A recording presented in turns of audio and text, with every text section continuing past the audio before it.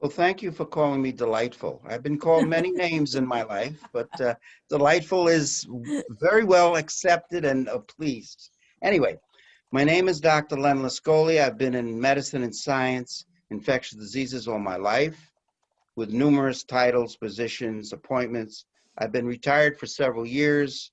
I would like to talk to you today about our new book, For All Is Love, A Spiritual Journey of Eternal Love, Twin Souls, the woman on the other side, the man on this side, and their extraordinary story of determination to be together.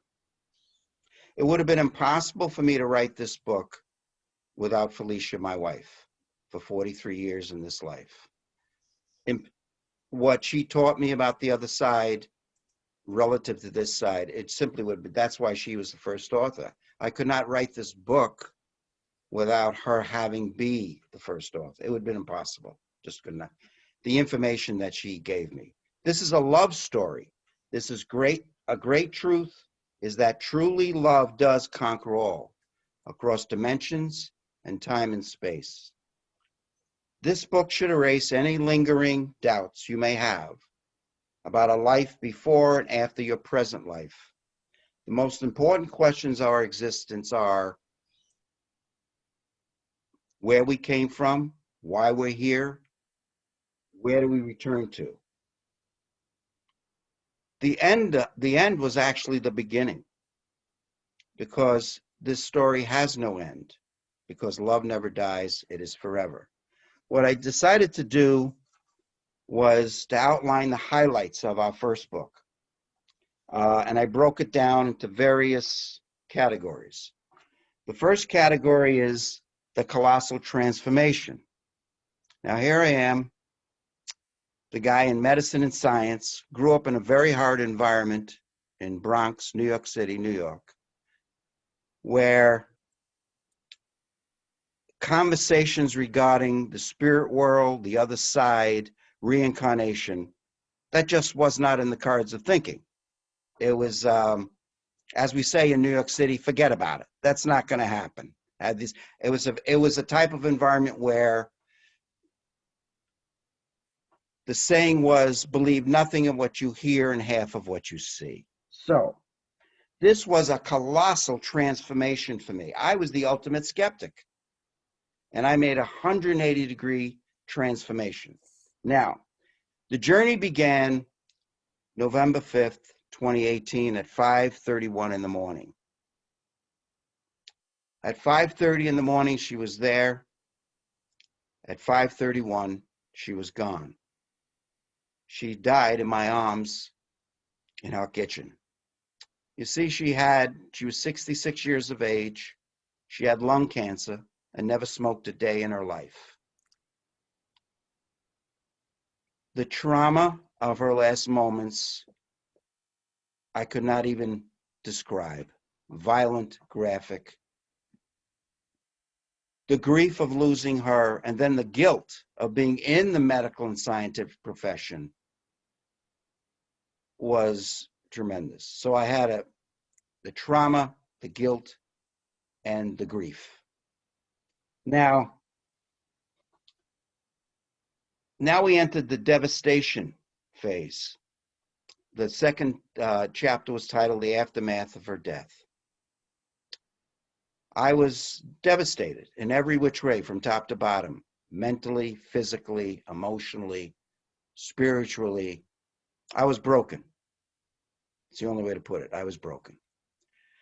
After a few weeks, this is November 5th, 2018, she died in my eye.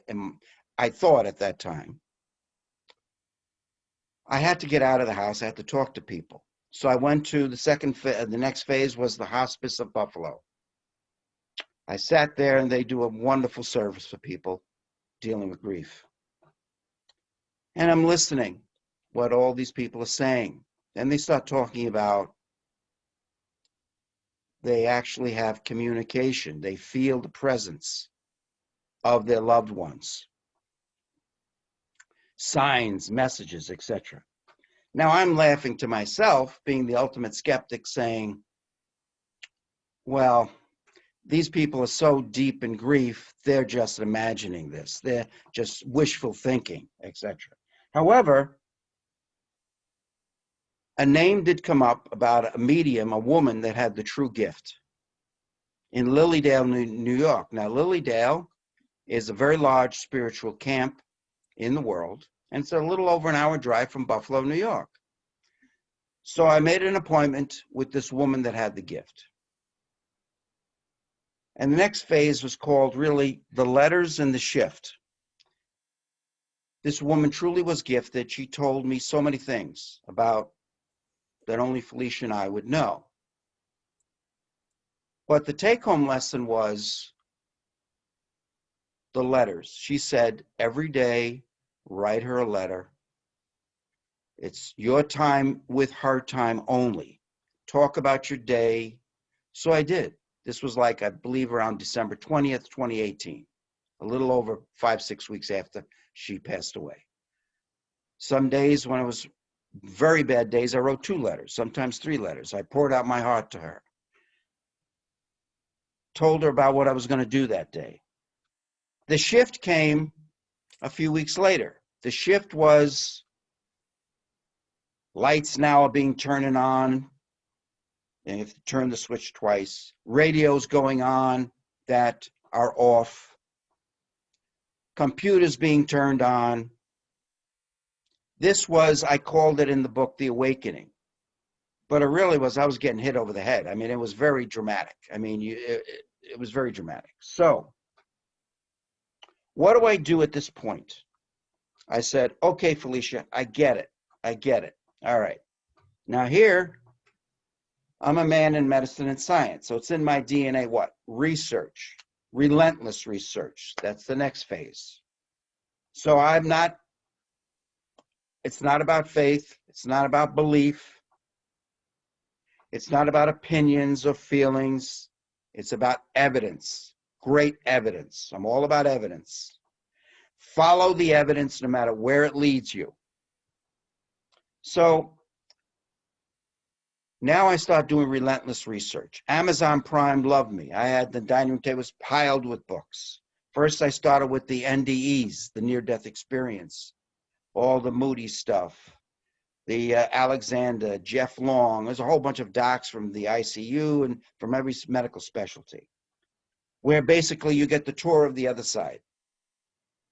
And consciousness leaves, the patient is supposedly brain dead clinically. The consciousness leaves, roams around the hospital, and then the patient comes through, and the consciousness then is talking about conversations and events that went on in other parts of the hospital.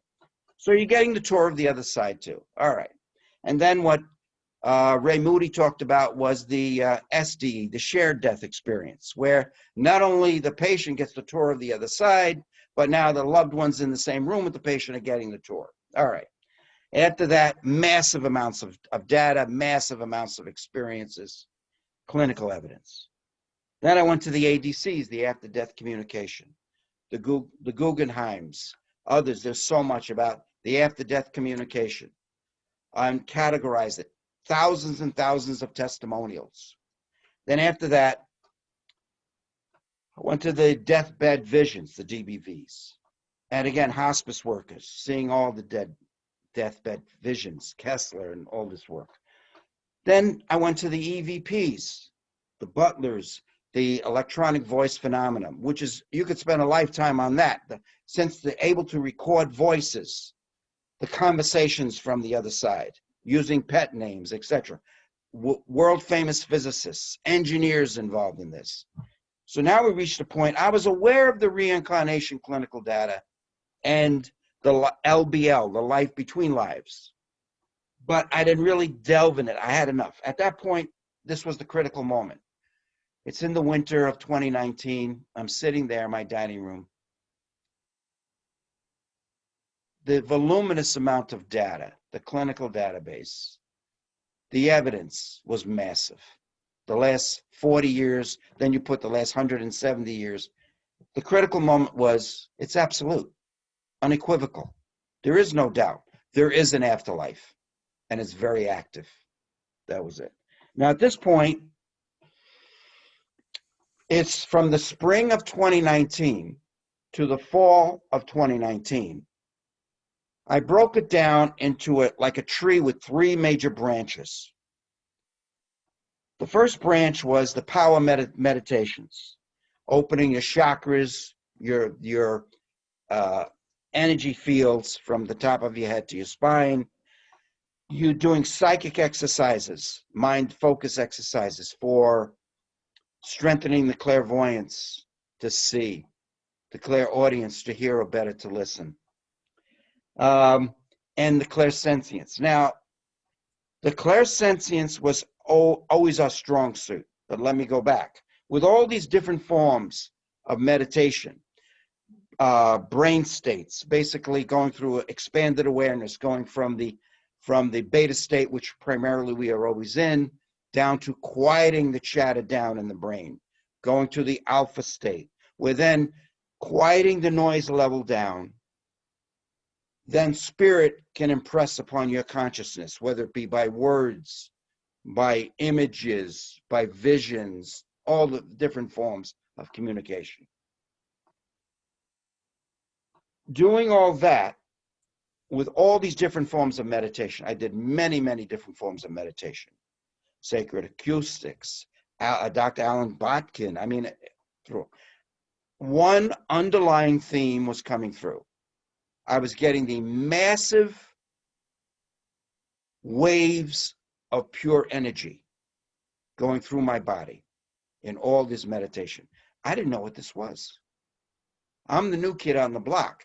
There's people in this field 30, 40 years. I've been 2 years, quick study, catching up. I didn't know what this was.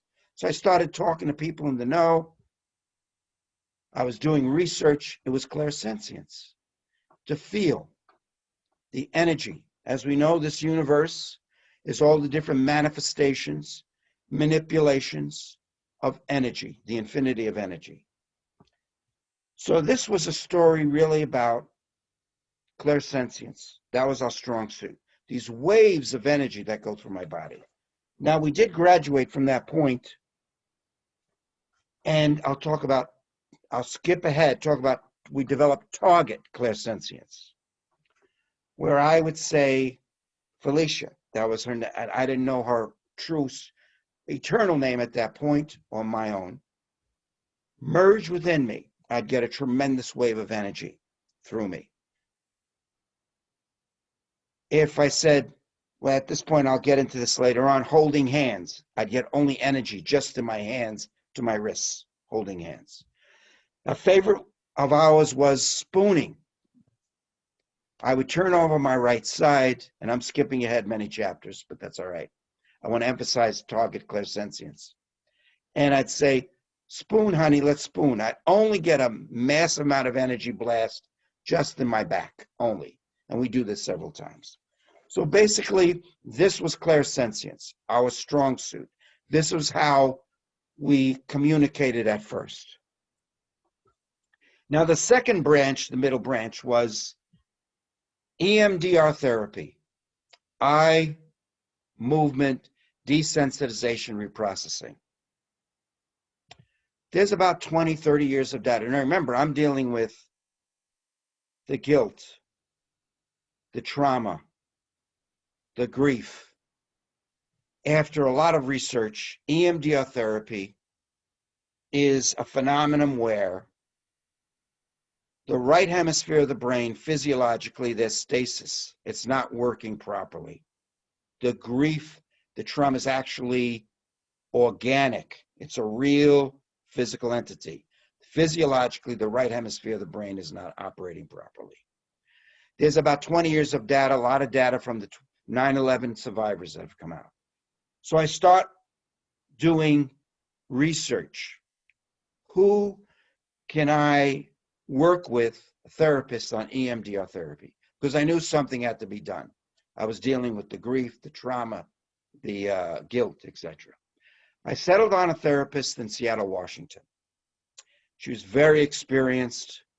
She taught many therapists throughout the country. It was Easter weekend in the Christian calendar, Holy Thursday, Good Friday. I flew out.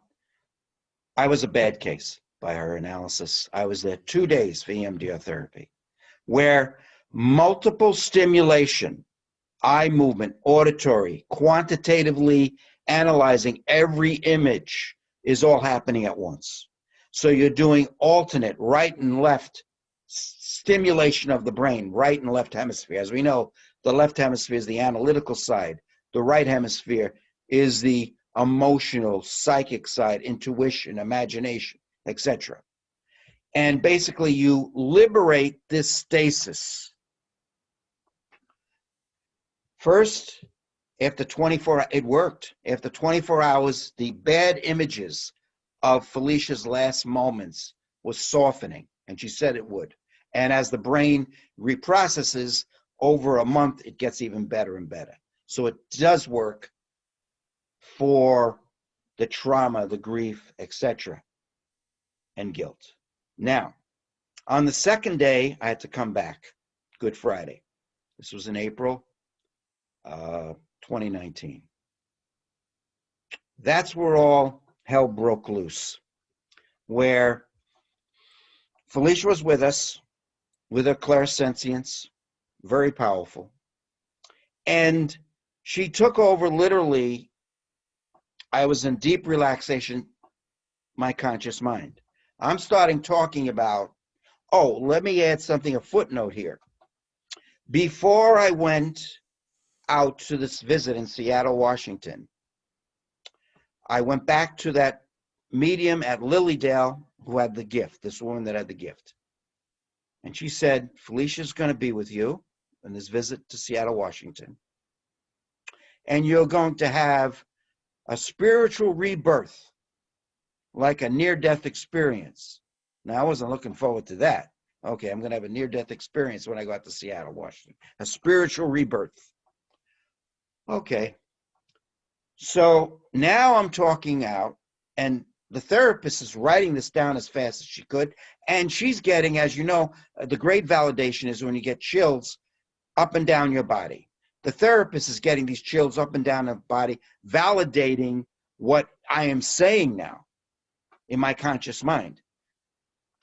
Here we are back in ancient Greek times. It's very detailed in the book.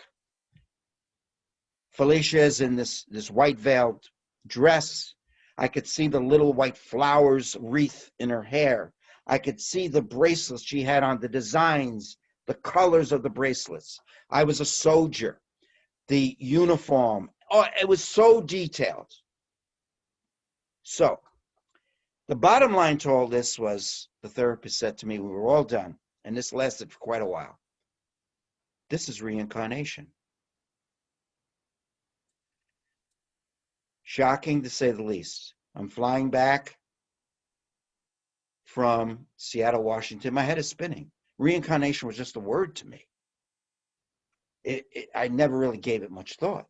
This was the spiritual rebirth that Felicia was talking about. Now, so I then again start doing research. And this name keeps coming up, Dr. Brian Weiss. Premier psychiatrist, neurologist. Past left regression therapy, the conscious mind, subconscious mind. Fortunately, in September of 2019, he gives small group, he goes to the Omega Institute, which is just south of Albany, New York, and he gives in small groups. I spent a week with Dr. Weiss, Brian Weiss. Now, what hypnosis, first of all, is focused relaxation. You are conscious of everything. If you look at the conscious mind, which is about, depending on what psychiatrist you talk to, it's about 10, 20% of your mind activity. The other 80% is like the iceberg. There's a subconscious mind that's below the surface of the water. That's where all the records are kept of all your past lives are stored. Your life between life, what you're doing on the other side. And what hypnosis does in focused relaxation, and there's many different forms of hypnosis, it pulls out some of those records from your subconscious mind. It's not time travel or anything nonsense like that. It's not like Hollywood waving the watch, you're getting sleepy, none of that. It just simply pulls out some of the records in your subconscious mind of your past lives. So under hypnosis, several times, I had a life in 11th century Mongolia, 17th century England, and again, the big one was, it turned out to be Rome, 200 to 300 BC. All right. This was all initiated from my experience of reincarnation by the EMDR therapy. Now, the third branch of this, what I call transformational events. And there were many, but I'll settle just on 5. Now, it's very important when you build your knowledge base, it helps you to ask the right questions. Like, I never would think of this. Michael Newton, the famous psychologist, as you know, wrote many books, compendiums of knowledge, Destiny of Souls, Journey of Souls, that there is documentation of holding hands.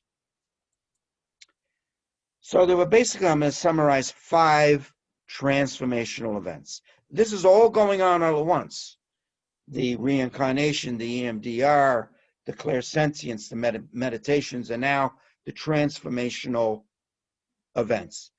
I titled them Holding Hands, The Picture on the Wall, Fat Fingers and the Ring, Delay 2 days of the anniversary of her crossing over, her passing away, and the family photo. All right, the holding hands. So one night, my clairvoyance is picking up now too. Okay, I got the clairsentience, but now my clairvoyance, I'm starting to really get stronger. I could see her and everything. Knew she was there. It's in our living room. And I say, Felicia, hold hands.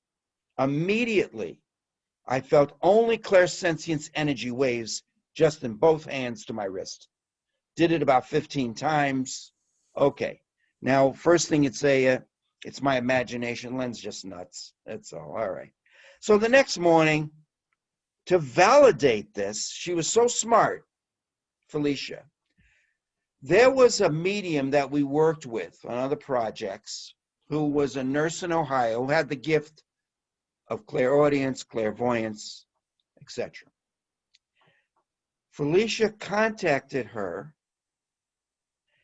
and showed her the images. I'm getting this email the next morning from this medium, this nurse, who we have not been in contact with for several months at all, of a wall coming down, curtains opening, the sun shining in. There was a breakthrough. So this medium, this nurse says to me, does this resonate with you? It sure does. We held hands last night. She was validating this, of this breakthrough. 2, the picture on the wall in the living room. I was lazy. I should have pulled out the couch and I should have got a stool and put this one big picture up on the wall. And it was a funny look, but I was lazy. I kneeled on the couch and I tried to get it up, and physically I could not do this. Physically, I felt her energy again. She came, boom, right on the hook. She helped me put the picture on the wall. 3, the fat fingers in the ring. You know, as you get older, the rings don't fit right anymore. You gain weight. You can't fit. The rings don't fit. Okay. So I had her wedding ring around my neck. I couldn't find mine. So it's June 22nd, 2019. I didn't sleep upstairs in the bedroom for a long time. I go upstairs, and she had a big jewelry box. And we thought the top of the jewelry box, we thought we got everything, was solid, but it was a false top. Flipped it up, cleaning the room, there was my wedding ring. So I put it on, around my neck, went downstairs in the family room, and I spoke to a picture. I said, honey, I found my ring. Now our rings are together. I turned on the TV below, TV Easy Listening, and the song that started to play at that time, I Won't Last a Day Without You, by the Carpenters, made famous by the Carpenters. That was our wedding song. Now, in the infinity of songs in this world, at that moment in time, our wedding song started to play. So we had our rings together. We had our wedding song. All we needed was the cake and the band. We got married again, June 22nd, 2019. Now, the delay of 2 days about the anniversary. Here it is. It's 2018, November 5th. She passed away. Now it's 2019. 1 year later, November 5th. And I'm getting a lot of messages. It was a very emotional day. That night again, I get a message. Felicia somehow had a connection to this medium, this nurse. From Ohio, another email. She says, she's describing how Felicia came to her in detail, what she was wearing, etc., and a lot of other things she said in this email. So I sent back, I says, when did Felicia contact you? I figured it was today, November 5th. She said, no, it was Sunday. The November 5th was a Tuesday. She contacted me Sunday. So we mean Sunday. And she said, well, I'll send this email off to Len. Now, by the way, this woman, this me, had no idea the significance of November 5th, 2018. Had no idea, the Tuesday. Felicia said, no, wait. So then this nurse is at the hospital on Monday. Now it's November 4th. Felicia stops by the hospital. She sees her and says, no, don't send it yet. Then it's November 5th. This nurse is on a Zoom meeting. Felicia comes. Now it's November 5th, the anniversary. Send it now. So this was planned. She had her wait 2 days to send this email on the anniversary of her crossing over, her passing away, 1 year. This medium had no idea what the significance of November 5th was. The last one was the family photo. I'm in a large drugstore which has a very large, it's called Walgreens, has a very large photography department. And I had a very nice photograph of Felicia I was going to give to the whole family, and blown up, and it was going to be framed. As this woman is doing this, blowing it up, doing this, I'm standing there. I get a tremendous clairsentience blast that literally almost knocked me over. That told me she was really happy about, I'm doing this, the photo, to go to all the family, all the children, etc. I noticed on her moods, a function of the power of the energy of the clairsentience is a direct function of her moods. When she's down, it's weaker. When she is happy, it is much stronger. Okay. Now, the next phase is our real eternal names. It's all about asking the right questions. As I'm reading Michael Newton's compendiums and others, I notice that spirit people on the other side have a name, and it's their eternal name. It's their spiritual name. It's their real name that they have for eternity. And it makes sense, because say if you do 20 incarnations, 20 lives. Well, I was Charlie in one life. I was Bob in another life. It can get right confusing. Or if you're a woman, I was Mary in one life, and now I'm Justine in another life. What do you have, 20 names? But you have one name on the other side. That's your real name, your spiritual name, your eternal name. So in my meditations, I ask her, honey, what is my eternal real name on the other side? Bam, it was immediate. The clairvoyance, U-R-A. Spells it out. U-R-A. U-R-A. And then she's blasting me with the clairsentience as confirmed. The clairsentience we use as a confirmation. It's a yes is a big blast.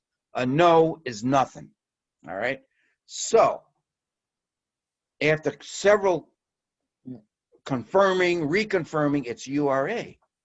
U-R-A. I was hoping for a cool name, a Hollywood name, but I got U-R-A. Ura, it's pronounced. Okay. So I start doing research. Ura. Not only are these letters a word, but they're an actual name. In ancient Sanskrit, a language in India, ancient language 4,000 or 5,000 years ago, it could be a name of a boy or girl, and it means loved from the heart. Is that appropriate or what? Okay. A few days pass. Then I ask her, I say, Felicia, what is your real eternal name?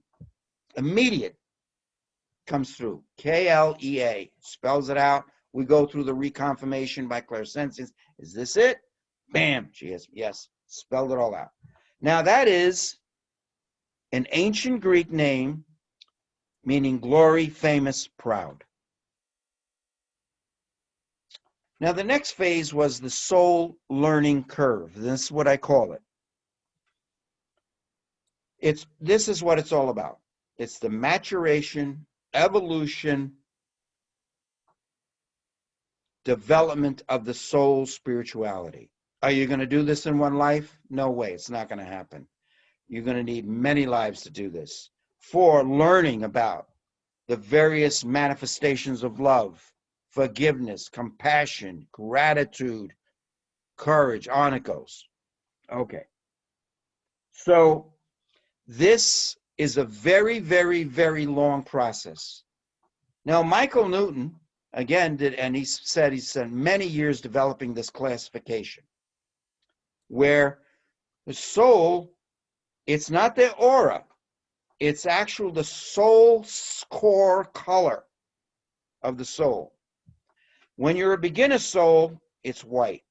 There are many stages in between. Then the soul core color becomes yellow. Then your intermediate stage. And then a few more classifications, you go to the purple blue color. After many meditations, well, Kayla and Ura, that's who we are, Kayla and Ura, we are intermediate leaning towards advanced. All right. Now, an interesting concept is souls run in groups. They run in packs.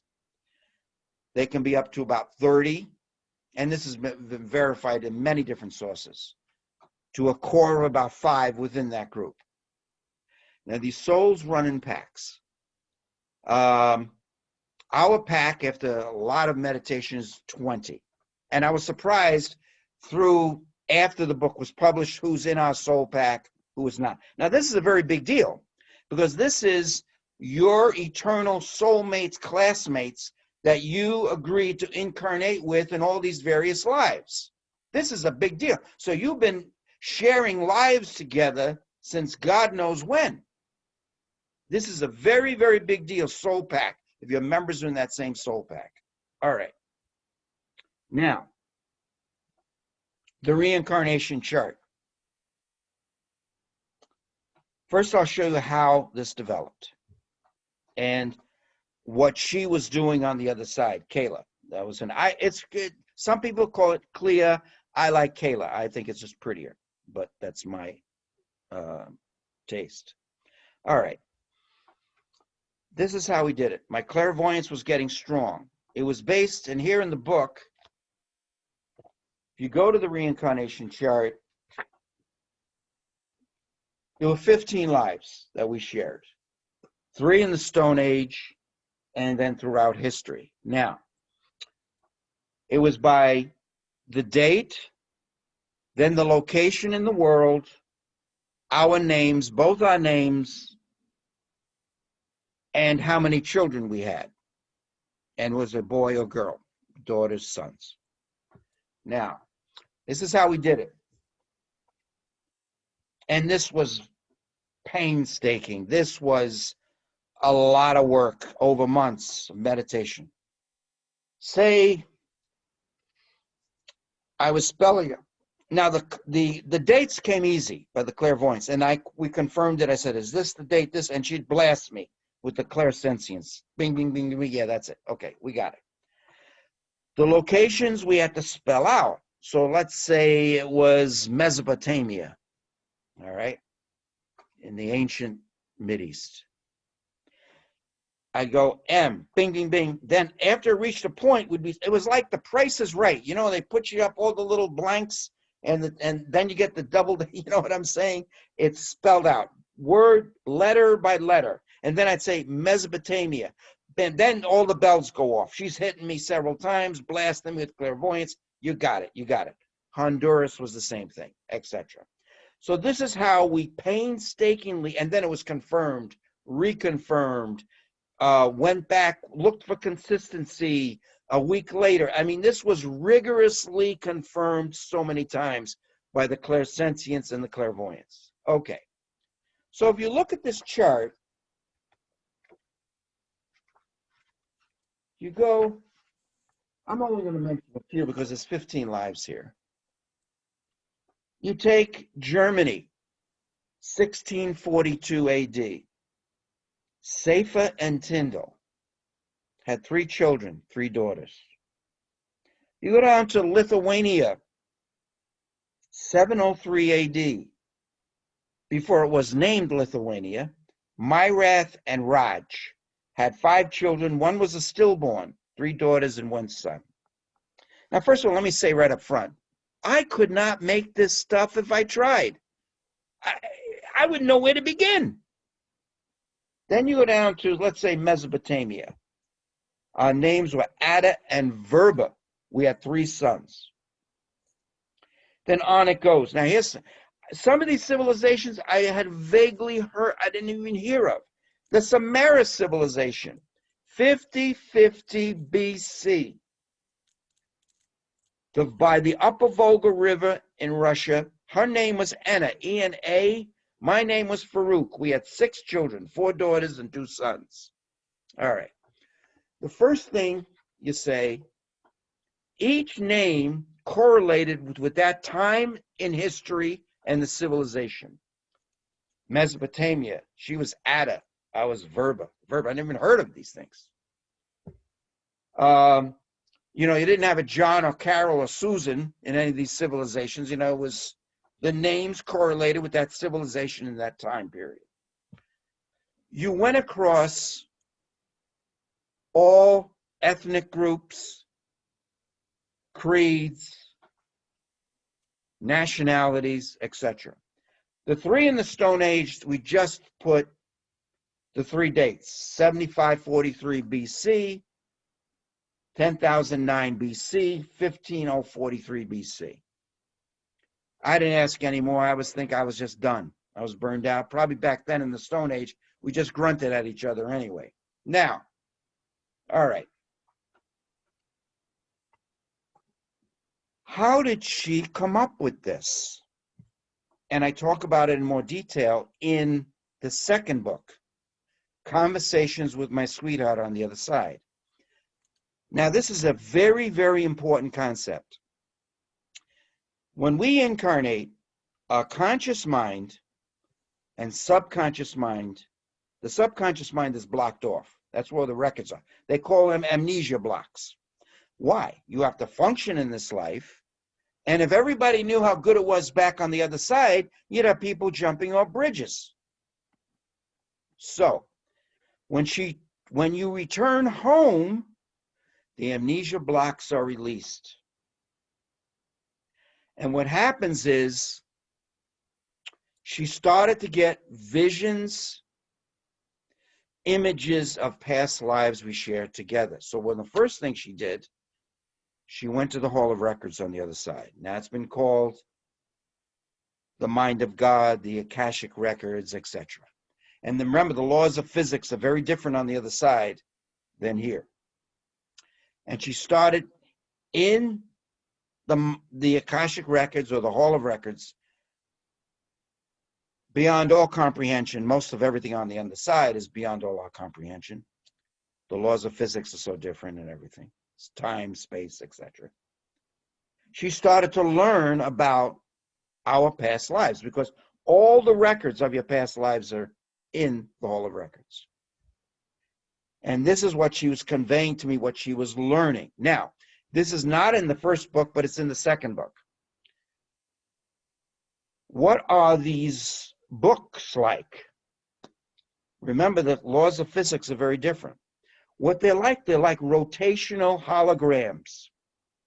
She described to me, and this is in our second book, where the figures, say you have an event in a past life, actually come to life. You relive that event with these individuals, and it's like a hologram that comes to life.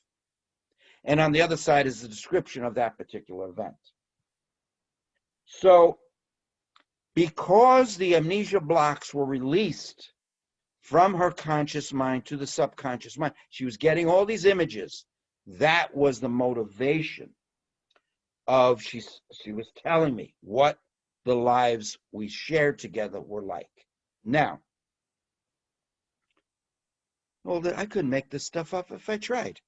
I mean, this was so, I wouldn't know where to begin.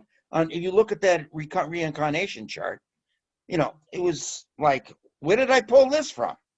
All right. Now, the next phase is, well, where is the other side? Is it close? It's very close. This is an important concept. We are not separated by our loved ones by distance. We are separated from them by physics. Now, about over a year ago, I was getting flashbacks of those terrible images, although the EMDR therapy helped immensely. At that bewitching hour at 5:31, 5:30 in the morning for a few days. And I was yelling out to her. She was there almost immediately. She was blasting me with a clairsentient, and she was trying to console me. So I said to her, I says, you're close, aren't you? She says, we're very close. Now, if you look at a lot of literature, the separation between dimensions is about 3 feet. They're almost, it's like hiding in plain sight, the other dimension. They're superimposed right on top of us. They're separated by physics. What I always do is I pick up a cell phone, which this world lives by. I said, this cell phone and radio releases signals, high vibration frequency signals, text messages, calls. You know they exist. You can't pick them up with all your senses. Just because you can't pick them up with your 5 senses doesn't mean it doesn't exist. You can't see them, you can't hear them, but you know they exist. It's the same thing. On the other side, they're at a much higher vibration energy frequency. It's separated by physics. So now, in chapter 20, I devoted a whole chapter to the skeptic. And it's a very extensive chapter, but what I'll say is this. It's good to be a skeptic. It's healthy to challenge, to confirm, to reconfirm, follow the evidence, but to be an open-minded skeptic. If you are a closed-minded skeptic, how are you ever going to learn new things? How are you ever going to grow? I sum it up this way. If you want to see, you will see. If you want to hear, you will hear. I call it the blind mind. If we left everything up to these closed-minded skeptics, we'd still be in the caves trying to light a fire. Now, in the last chapter, I get into spirit guides, council of elders, life charts. So let me, all right, we'll stop there because what I can discuss at a later date is what really death is. I call it the great frustration. There's a whole bunch of things. So I'll stop at this point. A lot has been covered, and we'll open it up to questions.